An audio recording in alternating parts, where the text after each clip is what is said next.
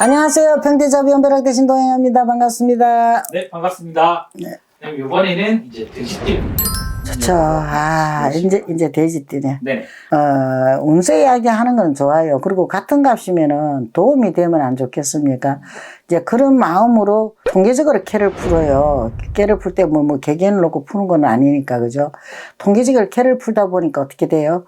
막상 사주 구성을 놓고 개개인을 놓고 보다 보면은 조금씩 다를 수가 있거든요. 그거를 갖다가 감안하셔가지고 이쁘게 봐주시고 구독, 좋아요 부탁드리겠습니다.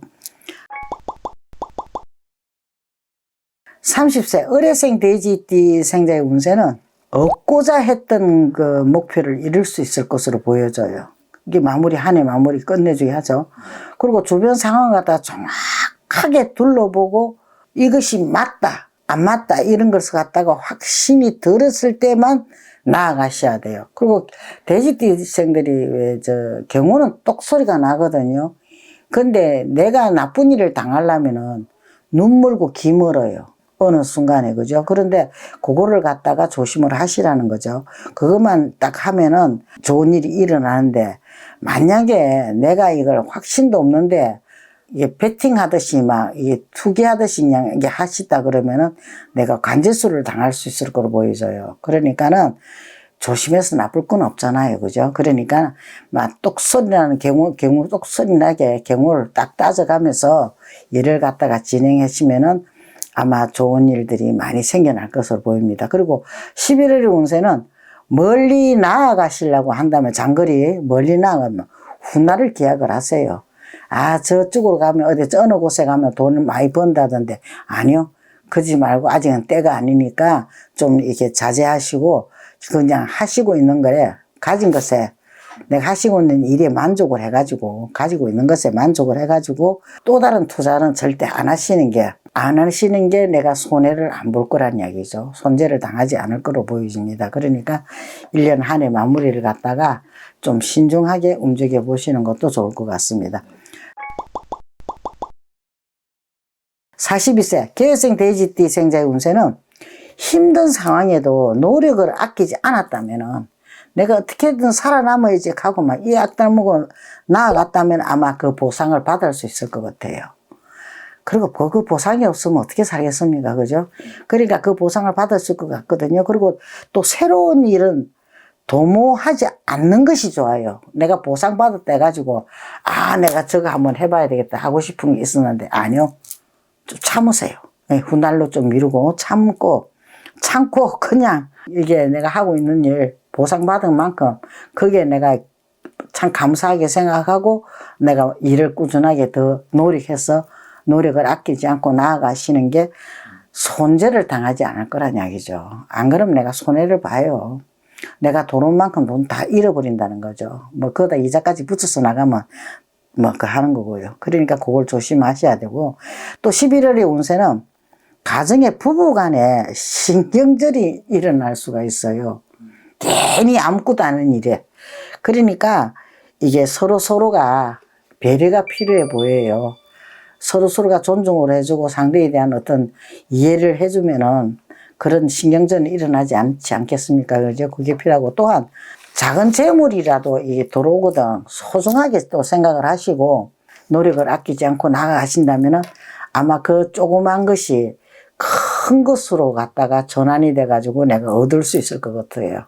그런 운세가 지금 들어오거든요. 그런 게 처음에는 좋지 않는 운이었으나 뒤로 갈수록 아마 좋은 일들이 많이 생겨날 수 있을 거로 보이니까 인내심이 꼭 필요해 보입니다.